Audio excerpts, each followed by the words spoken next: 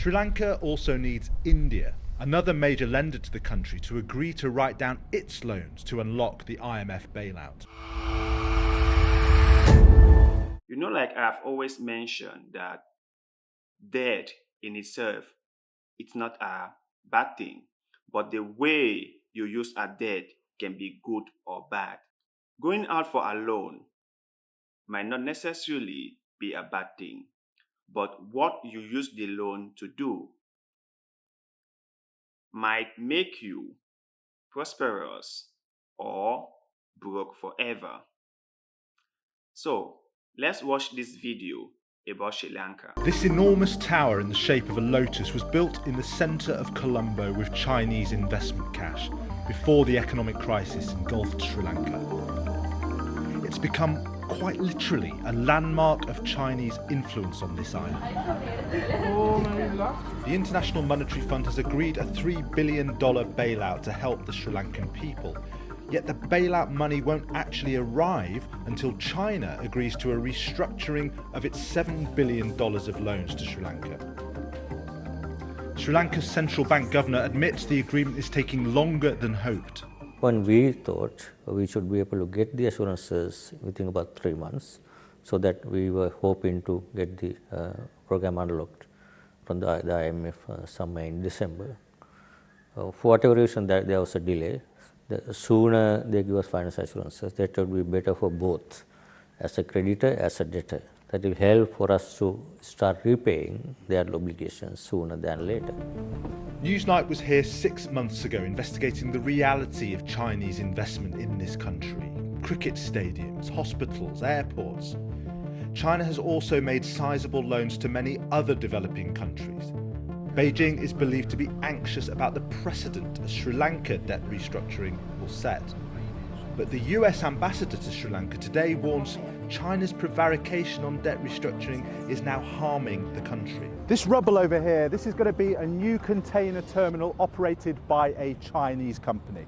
But if we swing round here, just a few hundred meters across the water, we can see land which is being reclaimed for another container terminal, but this one will be operated by an Indian company. These two nations are also competing in other ports around Sri Lanka for investment. And what all this illustrates is that these two new Asian superpowers are vying for influence on this island. When I see things like this happening, the only thing that comes to my mind is Africa. What will happen if Africa finds itself in a similar situation? What will the African people do if they find themselves in this kind of situation? How will the poor person in the street survive? So I tell people, going into too much debt has a lot of risks. And if you have people in control who do not know how to manage this debt, you will find yourself in a very, very serious situation. And there are many countries in Africa who might find themselves in a debt crisis, like the one happening in Sri Lanka. For example, Kenya, Cameroon, and a few others.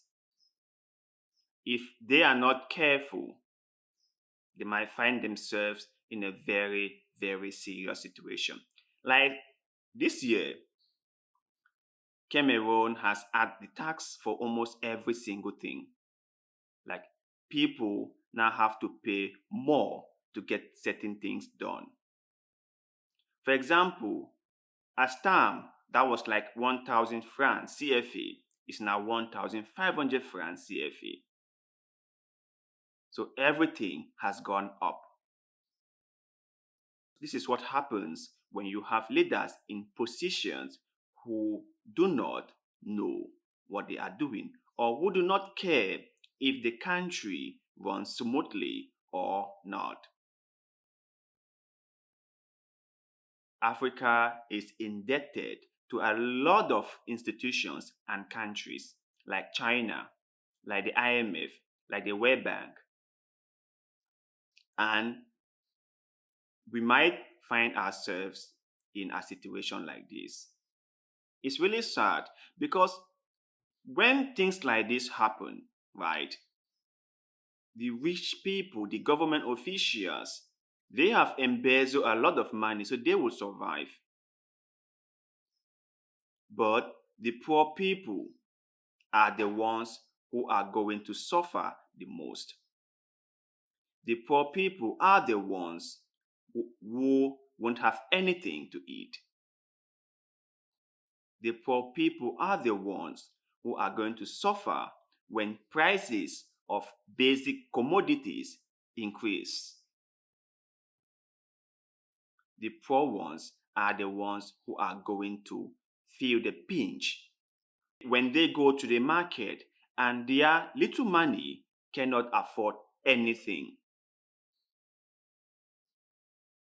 I feel so sad when I see things like this. Leaders must do what is right by their people. Leaders must have conscience, must understand that what they do now will affect the people. The decisions they make, the policies they put in place will affect the lives of the people. And so they must make sure they put in place policies that do not harm the people, that do not negatively affect the people, but positively affect them. So, to you guys out there, my brothers and sisters, what do you think about the situation of debt in Africa? Do you think that countries in Africa will find themselves in a similar situation like Sri Lanka? Or maybe they won't. And also, do you think that African leaders are using the loans that they get from institutions like the World Bank and the IMF, or the ones they get from China, wisely? Let us know in the comment section below, because like always, we love hearing what you have to say. And please do not forget to like this video, share this video, follow our Facebook page, and most importantly, subscribe to this YouTube channel, because little deeds like the one you are doing just now helps the channel a lot, and we shall forever be grateful to you. So thank you very much for watching this video, and like always, see you in the next one.